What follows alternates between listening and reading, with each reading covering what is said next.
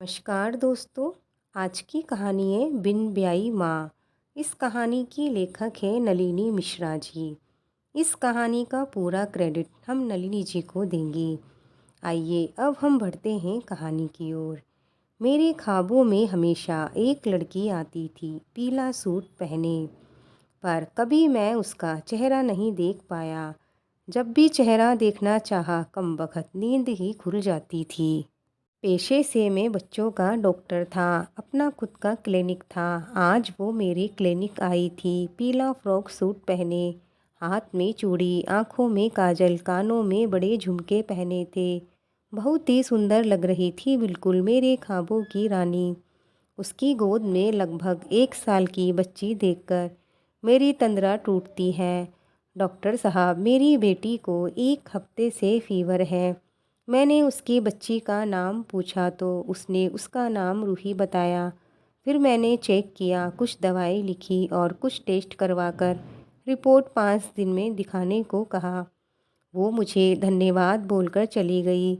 उसके जाने के बाद बार बार उसी का ख्याल आ रहा था, पर खुद को समझाया, अरे वो तो एक बच्ची की माँ है। आज रात फिर वही ख्वाब आया, फिर वही लड़की दिखी, पर आज मैंने चेहरा देखा। अरे ये तो आज वो आई थी ना, वही क्लिनिक वाली लड़की है। मेरी नींद टूट जाती है। करीब 2 बज रहे थे। हे भगवान, मेरे ख्वाबों में वो लड़की क्यों दिख रही है? वो तो एक बच्चे की माँ है। मैं उसके बारे में कैसे सोच सकता हूँ? उसकी तो 1 साल की बेटी भी है, तो पति भी होगा। पति से याद आया, लेकिन मैंने देखा था ना सिंदूर था मांग में, ना ही मंगलसूत्र पहना था। मैं क्यों सोच रहा हूँ उसके बारे में? शाम के 7 बज रहे थे। मौसम बहुत ख़राब लग रहा था, बारिश होगी। मैं क्लिनिक बंद करने वाला ही था। अचानक वो आई, रूही की रिपोर्ट दिखाने।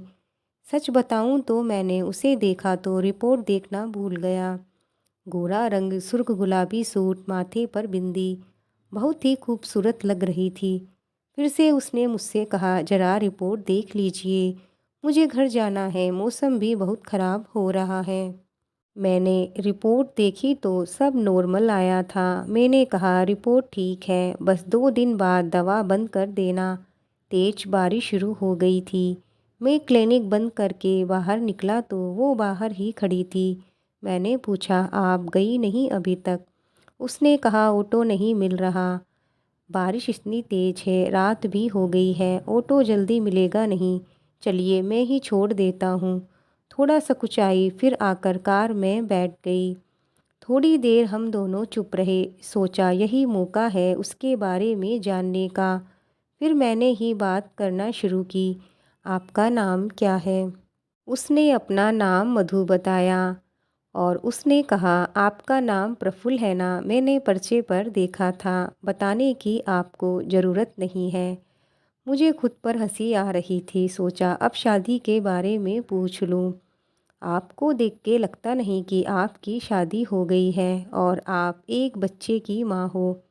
वो मुस्कुराई और बोली, मेरी शादी नहीं हुई है। तो मैंने तपाक से पूछ लिया, तो बच्ची? वो कुछ बताती उससे पहले उसका घर आ गया। वो धन्यवाद बोलकर चली गई। अब मेरा मन पहले से ज़्यादा उसके बारे में सोच रहा था। क्या वो बिन ब्याई माँ है? अब बार बार खुद को कोस रहा था। इतना अच्छा मौका था उसके बारे में जानने का, वो भी हाथ से चला गया। अब यही सोच रहा था कि आखिर बच्ची किसकी थी।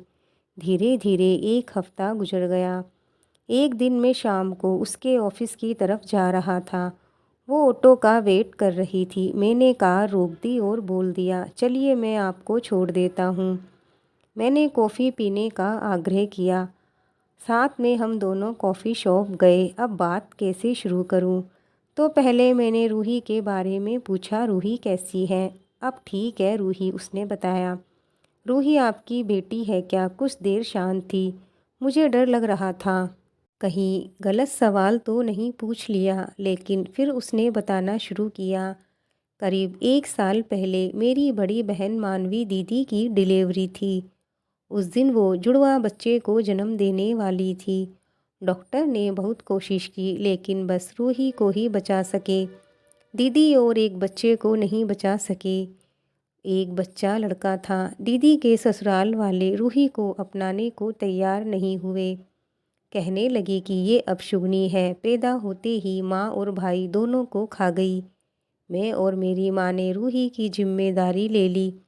माँ चाह रही है कि रूही की जिम्मेदारी उन पर छोड़ दूँ और मैं शादी कर लूँ, पर मैं चाह रही हूँ कि रूही को अपना नाम दूँ। माँ की उम्र हो गई है, मैं रूही की जिम्मेदारी उन पर नहीं छोड़ सकती। मैंने फैसला किया है कि मैं उसी लड़के से शादी करूँगी जो रूही को अपनाएगा, वरना बिन ब्याह कर ही मैं उसकी माँ बनकर रहूँगी। अभी तक माँ ने बहुत रिश्ते देखे, पर बात रूही पे आकर रुक जाती है। अभी तक मुझे उसे देखकर प्रेम हुआ था, आज उसके विचारों से भी प्रेम दुगना हो गया। मैं उसे घर छोड़कर खुद घर आ गया। आज मैं बहुत खुश था। मैंने सोच लिया था मैं उसे बिन ब्याही माँ बनकर नहीं रहने दूंगा। मेरी खुशी मेरी माँ से नहीं छुप सकी। बेटा, आज तू बहुत खुश लग रहा है। मैंने माँ को पूरी बात बताई और कहा मैं मधु से ही शादी करना चाहता हूँ। माँ मेरी समझदार और खुले विचारों वाली है। उन्होंने कहा, अगर तुम मधु से शादी कर कर रूही को पिता का नाम देना चाहते हो तो मुझे कोई ऐतराज़ नहीं।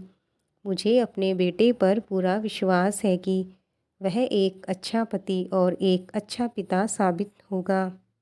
मैं और माँ एक दिन मधु के घर जाते हैं। शाम का समय था। मधु अभी ऑफिस से नहीं आई थी। माँ ने मधु की माँ से कहा, मेरा बेटा आपकी बेटी को पसंद करता है और शादी करना चाहता है। अगर आपको रिश्ता मंजूर हो तो बात आगे बढ़ाई जाए। पर रूही मधु की माँ के गोद से रूही को लेकर कहा, आप रूही की चिंता मत करिए, आज से ये मेरी पोती है।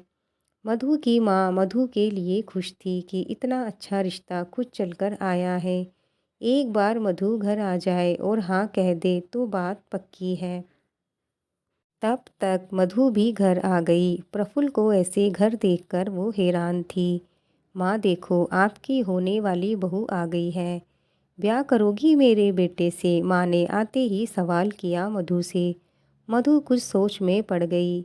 देखो बेटा, अगर तुम रूही को लेकर सोच रही हो तो मत परेशान हो। आज से रूही की जिम्मेदारी हमारी है। ये पहली शादी होगी जहाँ बहू के साथ पोती भी आएगी। उसने माँ के पैर छुए तो माँ ने उसे गले लगा लिया। माँ ने कहा, अब जल्दी से हमारे घर की बहू बनकर आ जाओ। आज मधु भी बहुत खुश थी। उसे विश्वास ही नहीं हो रहा था कि प्रफुल्ल इतना जानने के बाद भी खुद रिश्ता लेकर उसके घर आया है। और आज मधु ये सब सोचकर बड़ी खुश थी, चलो उसकी बेटी को भी उसके पिता का प्यार मिलेगा। दोस्तों, ये कहानी यहीं पूरी होती है।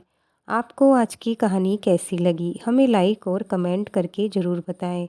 अगर आप हमारे चैनल पर नए हो तो हमारे चैनल को सब्सक्राइब ज़रूर करें।